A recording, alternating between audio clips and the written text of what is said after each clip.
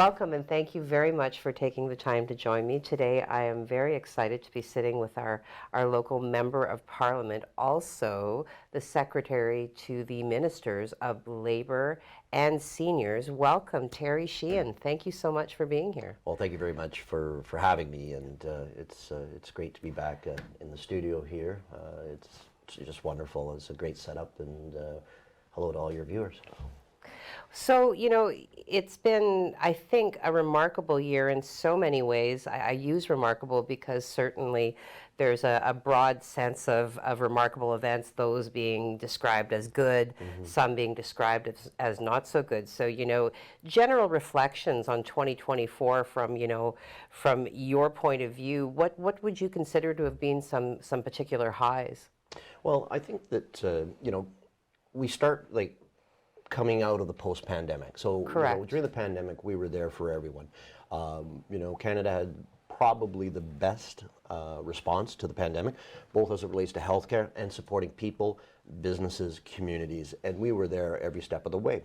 So as we came out of that, the challenges that you were mentioning, yes. War in Europe, Russian invasion of Ukraine, wow, yeah. A sovereign state has driven inflation through the roof.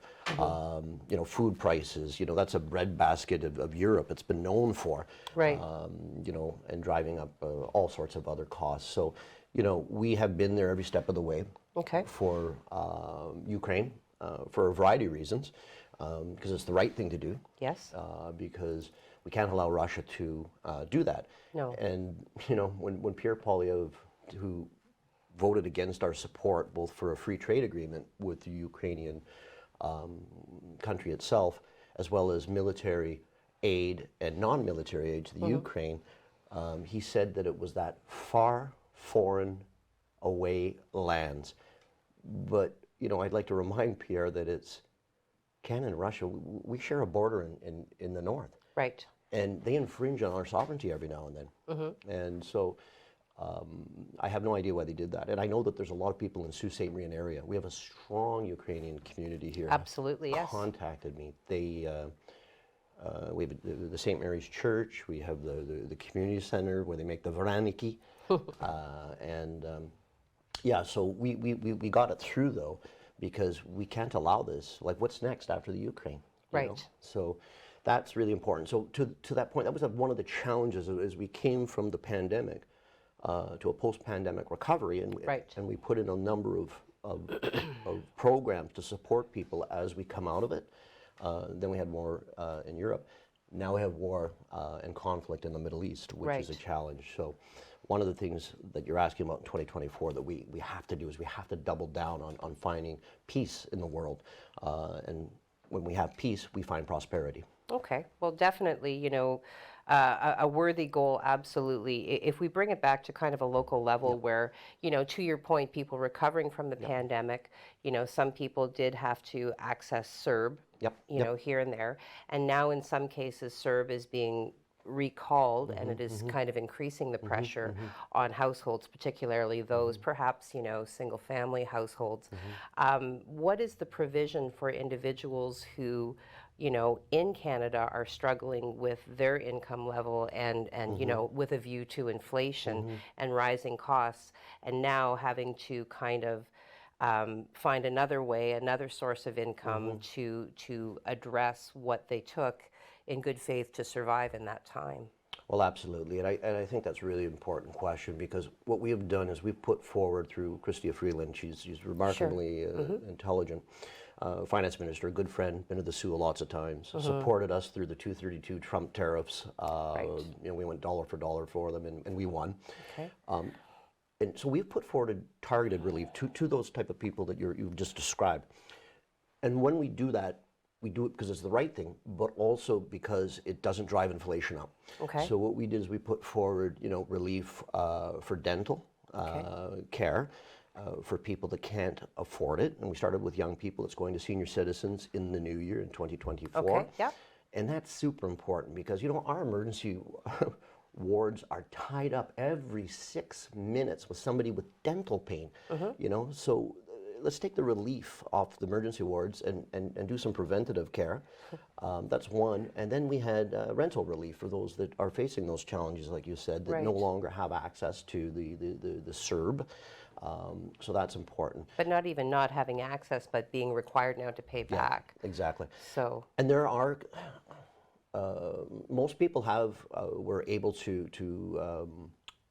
get off CERB without doing that. A lot of times those incidents, someone was claiming CERB and they forgot and they started working again, and so they were accumulating, a salary while they did that. So, I encourage those people to work with Service Canada and everyone, and if they have problems, to reach out to my office, because, to make a payment plan to pay it back, because sometimes people get busy and they forgot, whoops, I started working months ago and now, I'm still having CERB coming in. And so that's usually the case. Most of those are resolving themselves. But still people are challenged with a whole bunch of reasons. So that's why we had that targeted relief. And so we have relief on groceries too as well, to put more money in people's pockets. Yes, there were some one-time payments that came out. I do recall that, And that is sort of that transition period as we come out of the post-pandemic recovery. So there's one kind of in your pocket to help you go. But then overall, what we have done is we introduced the Groceries Act. We've called the CEOs of the large chains to a meeting. We have sat down and said we need the plan to make sure that grocery prices remain reasonable. And so if you look at the independent grocers, a lot of them have given us a lot of good ideas too as well on that. So that is stuff that we introduced. Again, the Conservatives voted against it. I have no idea why. But that, along with our Affordable Housing Act. So we had the two of them there. And the Affordable Housing Act, you're seeing lots of things happening here in the Soo. Absolutely. We are, like that Legion project is amazing, 108 units. And, it's geared to the veterans that have served this country. There'll be other people in there. There's a board that the Legion have that review the process, but it's 108 units. 30% are affordable housing. And it's a home for the new Legion. I've been through it, and there is rooms for people that suffer PTSD. They have a separate entrance for those people that want to come in and receive the treatment that they need. And then, of course, they have their kitchen. They have a little stage area for their band. And, of course, the bar, because that's the place, a community where our veterans go. And it really does kind of align itself with, Mayor Shoemaker, did agree to a very aggressive, what I consider to be an aggressive commitment in terms of the creation of affordable housing units and alleviating the housing crisis. 1,500. 1,500. So, and I did question him as to how, you said, I think 30 of the units in the Legion? 30%. 30% fall under the affordable housing, and that is done through incentivizing property owners. Now, is that a federal initiative, or is the federal government working hand in hand with the province to ensure that these units are affordable? Or I'd say yes to everything.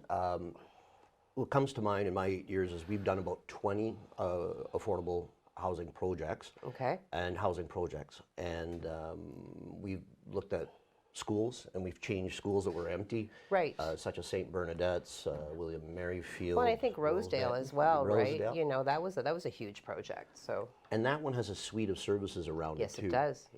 So we've done a lot, and through Habitat for Humanity, who is awesome.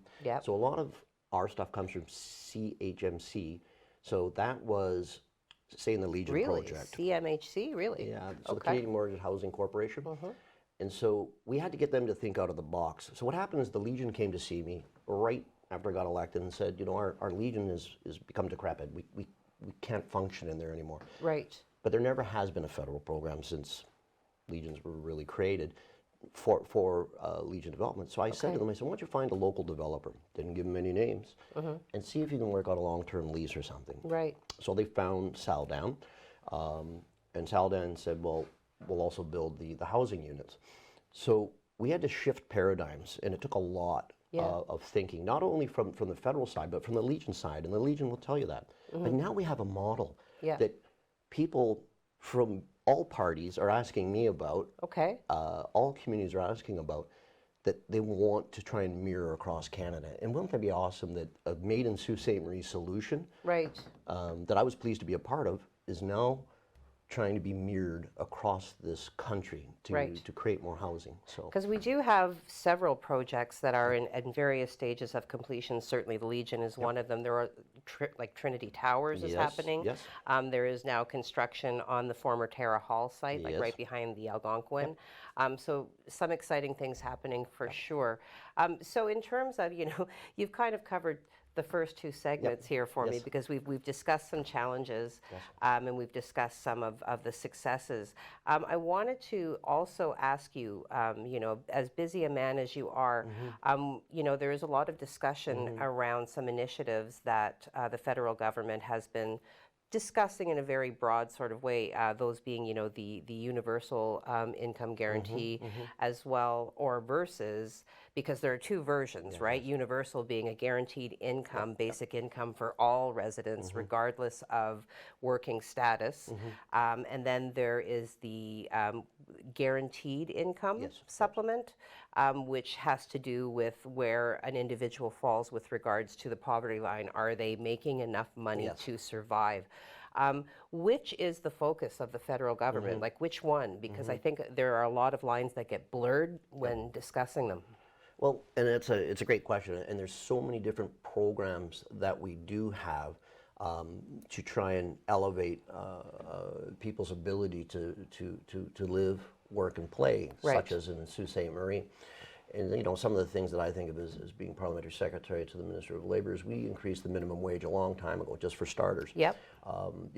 We and this is for what they call Canadian regulated businesses, because that's what our purview is. Yep. So such as for minimum wage, the province of Ontario would have jurisdiction over everything else.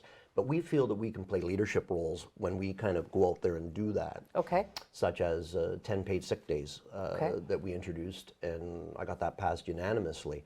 Those are things that help. Now, the two things that you talked about are always a great discussion, and we've had the worker benefit that we have improved that will boost up the amount of money someone makes, right? The guaranteed universal kind of wage. That's a discussion that's around the table right now, and how that would look like. So those are things that we're still discussing. Okay. So we take a look at what we've done, and we think, what else can we do to make Canada still the best country in the world to live while supporting people? As it relates to seniors, we boosted the guaranteed income supplement, the OAS as well, enhanced the Canada Pension Program for seniors as well, because seniors obviously when they retire are making significantly less money, but costs have went up. Yes, absolutely. So it's really, really important to do that. The enhancement of the Canada Pension Plan was really important. Okay. One of the first things we did was roll back Pierre Poilievre's increase of the retirement age. So what they wanted to do to save money, Mr. Harper announced this at Davos, and out of the country. It was a strange place to announce it, that he was going to increase the retirement age from 65 to 67. Okay. And interesting enough, 2023 would have been the first year where it would have rolled back. So those people, those viewers that are watching right now that are 65 years old would not have been able to retire in such a way now if Pierre Poilievre was in power. It would be 67. So as we say, they wanted to turn your 2 best years of retirement into your 2 worst years of work. So those are things we're doing. But the universal guaranteed income is a discussion that we're having. But we've done a lot with the Canada Worker Benefit, a lot of other programming to increase people's ability to pay, including reducing costs, but also making sure that those that need the help get it. And I'd be remiss that if that I didn't talk about, that we've introduced, we have agreements with all the provinces now with the $10 daycare. Okay. Yes, absolutely. It's huge for Sault Ste. Marie. It deals with the labor shortage. There's hundreds of thousands of parents, predominantly women, that now are in the workforce or can be in the workforce, because before it was a challenge. Right. Well, if you don't have somebody to watch your children, how do you work? How do you work, and So- how do you afford it? Because it was very expensive. So you know, a lot of really great initiatives, you know, kind of speaking historically in review. But it sounds like the discussions around universal versus the other. Yeah. Tell me what it is again. Is it guaranteed or? Yeah, there's guaranteed workers. And Yes, there yeah, it is. yeah. Okay, so but it sounds like the conversation is not quite as concrete then in this moment. Still Yeah. There's no- discussionary. There's no law in the books for the universal guaranteed. Well, some critics have said it's kind of utopian, right? Like in a best case, in a best case scenario, everybody would have, right? Well, it's good. It's a good discussion to have, because Certainly. you're always talking about people, right? Right. And so it gives an opportunity for us to make sure that we look after the most vulnerable. Right. You know, there's different philosophies. I mean, the mega far right believe in tax rates for the large corporations and the 1%, and they believe in the trickle down. But Okay.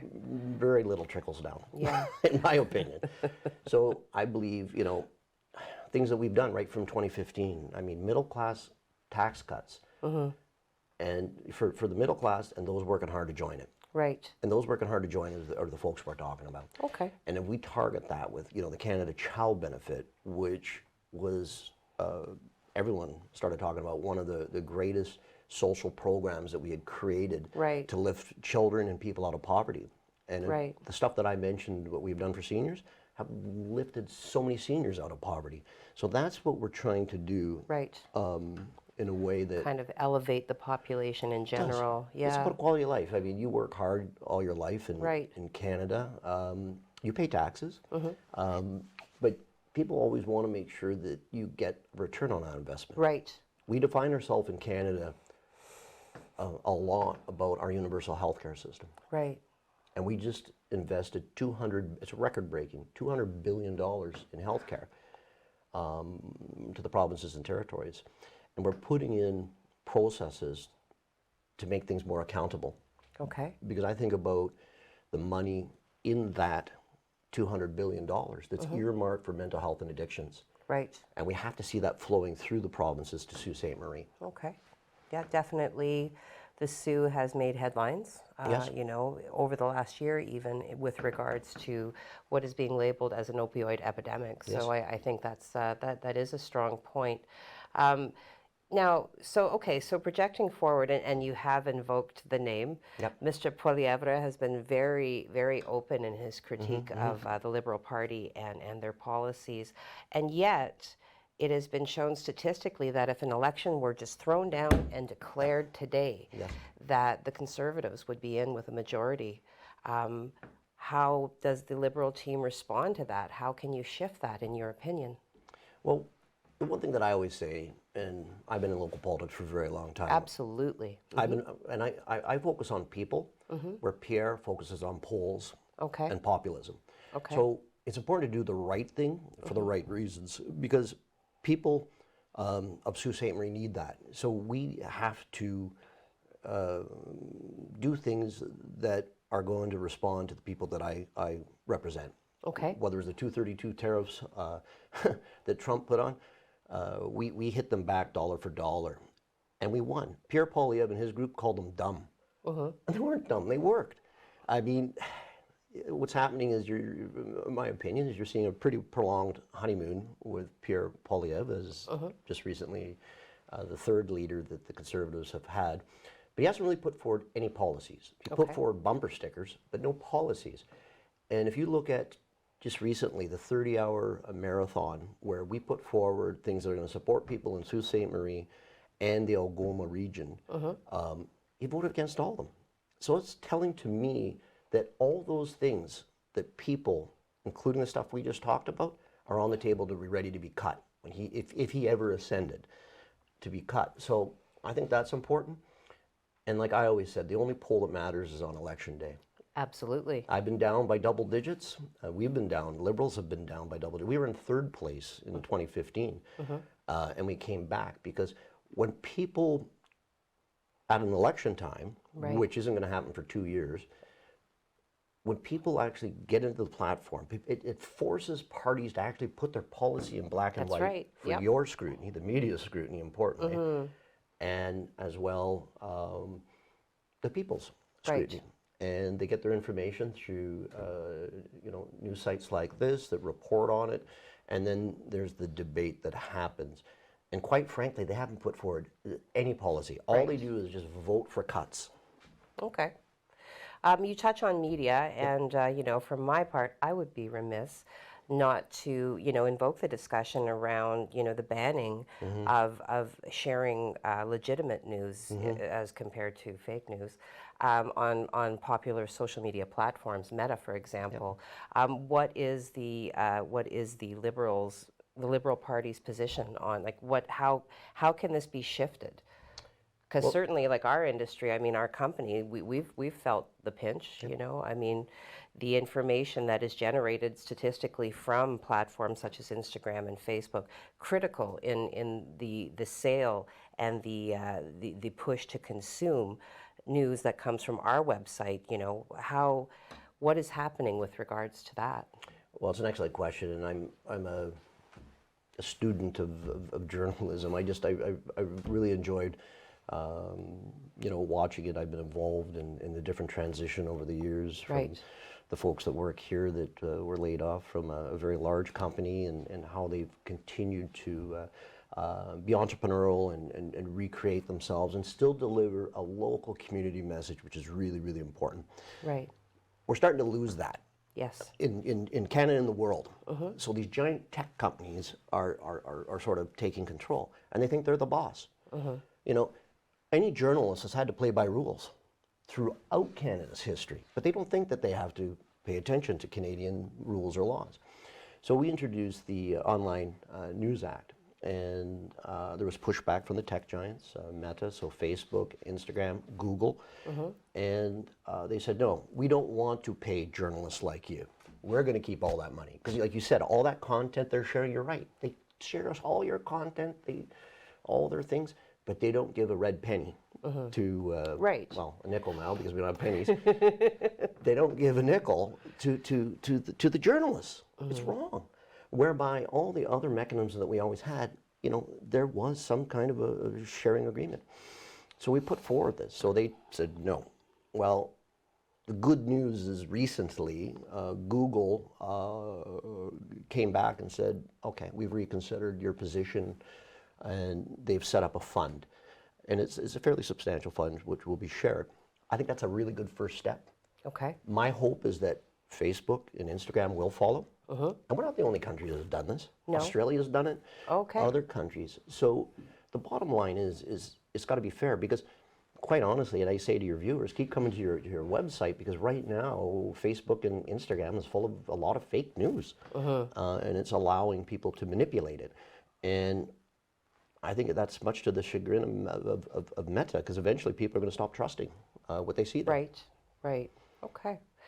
So the independent fact checkers are not our friends. We have to make sure that people go to reliable sources, and Right. and really, really do, because I know that there's political parties that have their own news agencies they set up and that they fund through taxpayer money. Okay. And they create that. So I think that we need to get to that spot where we are with Google now, with Meta, whereby news is compensated, the news that they make money from. So again, it's happened in other countries. I think they can. So yeah, I think that the folks that are on your website continue to go to your website.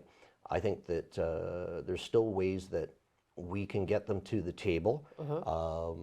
And I think Google's setting a precedent. Google's huge. Right. Coming to the table. So our biggest thing is we want to keep and have shows like this that tell local stories. Yes. They're the ones that have the beating of the heart. They can tell us how things are doing in the community, and we've got to get back to that, because again, Jonathan Swift, one of my favorite Irish playwrights, said, nothing is great or little than by comparison. And when we live across from the United States, and most communities do, we get bombarded with American messaging, including MAGA messaging Right. from the Republicans. And we have stories to tell here in Canada, but we have to support local journalism to make sure that we continue to be the great country that we are. So I'm a really strong advocate of Canadian news, and we're just going to continue to fight for local voices and local news, no matter what the tech giants do. Fantastic. Okay, well, this has been a very busy conversation. Terry, I want to thank you once again for making time in what is obviously a very busy schedule. So thank you for coming in, and I look forward to seeing what develops in our community and beyond in the new year. Beautiful. And thank you very much to you and all of your viewers. I wish you all the best.